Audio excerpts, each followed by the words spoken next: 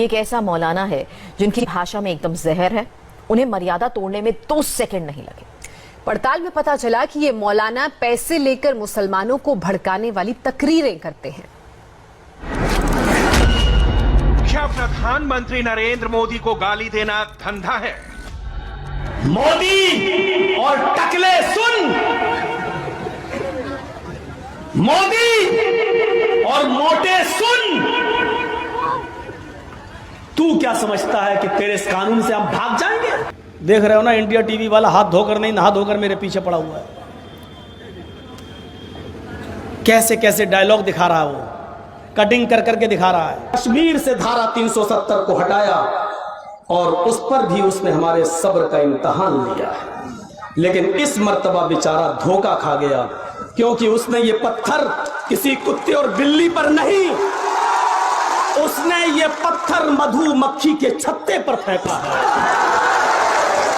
उसको अंदाजा है पत्थर फेंकने वाला भी वही, मारने वाला भी वही, लेकिन मधुमक्खियां वो नहीं हैं जो पत्थर फेंकने वाले को छोड़ दें।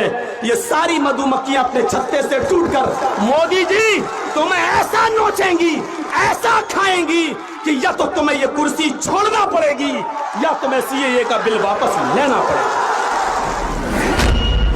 मोदी और मौलाना, अचंभित करने वाला खुलासा।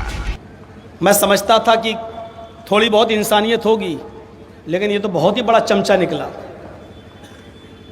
बहुत बड़ा चमचा।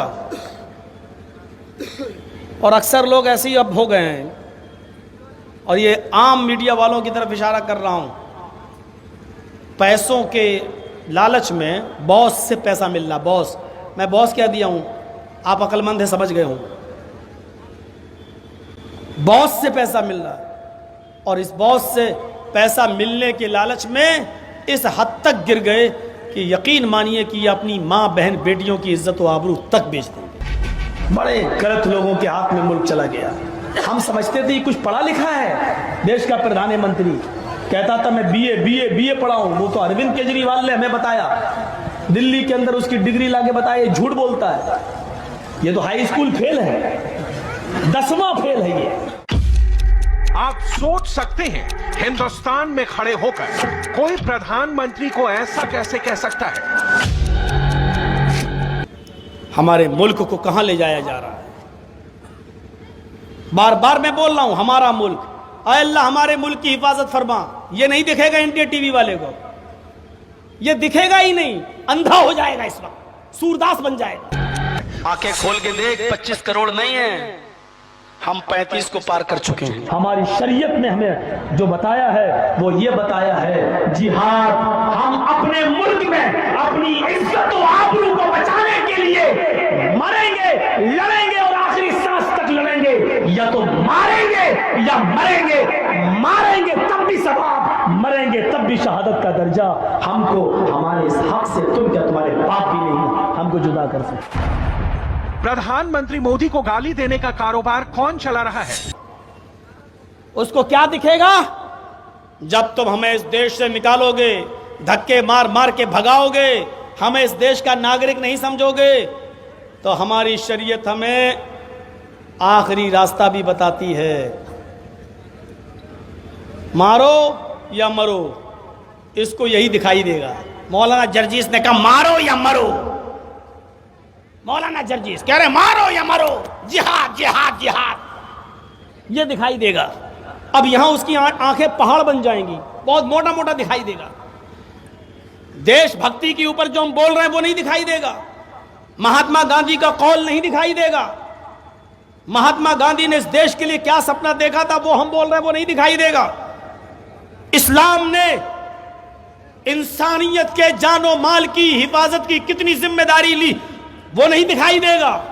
कुरान एक इंसान के कत्ल को पूरी इंसानियत का कत्ल कह रहा, वो नहीं दिखाई देगा। क्यों?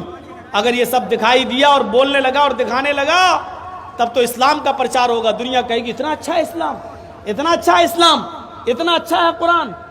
ये नहीं दिखाई देगा उसे।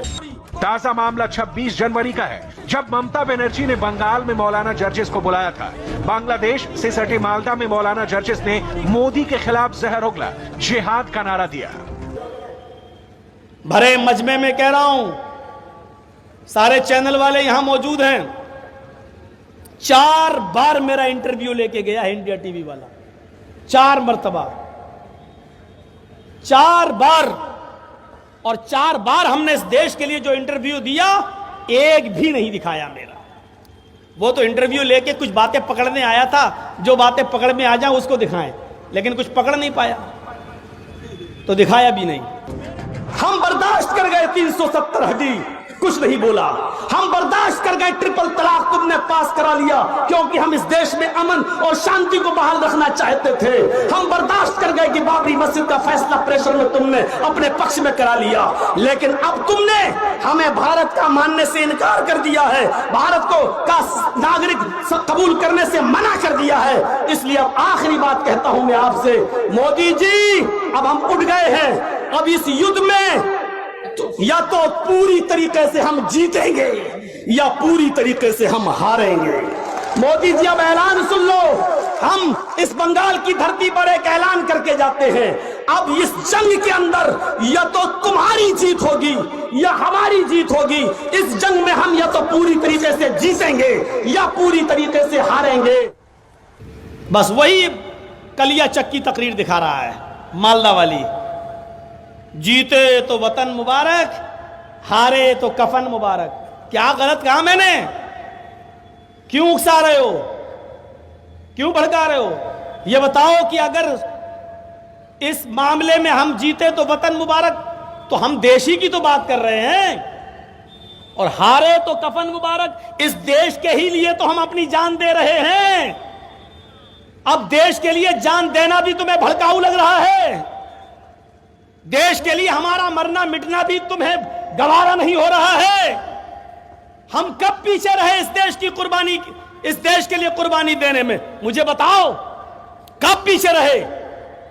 इंडिया गेट पे चले जाओ, वर्ल्ड वार में शहीद होने वाले लोगों की लिस्ट आज भी मौजूद है। आज भी 95,000 से ज्यादा लोगों के नाम लिखे हुए हैं, उनमें 61,395 61,395 सिर्फ मुसलमानों के नाम है, सिर्फ मुसलमानों के नाम। कब हम पीछे रहे इस देश के लिए अपनी कुर्बानी देने में? कब पीछे रहे? मैं दोनों को ललकारते हुए कहता हूं जो इस देश के जिम्मेदार बने हैं, बल्कि यूपी का भी जोड़ लो उसमें, तीनों को, आओ इस देश की धरती को निचोड़ो, इस भारत की जमीन को निचोड़ो। मैं अपने रब की इज्जत और जलाल की कसम खा के कहता हूं, भारत की जमीन को निचोड़ोगे, इस धरती को निचोड़ोगे, तो इसमें सबसे ज्यादा मुसलमानों के खून के कतरे जमीन पर टपकेंगे, जिनके खून का एक एक कतरा भारत जिंदाबाद, हिंदुस्तान जिंदाबाद का नारा लगाता हुआ, सदा देता हुआ निकलेगा।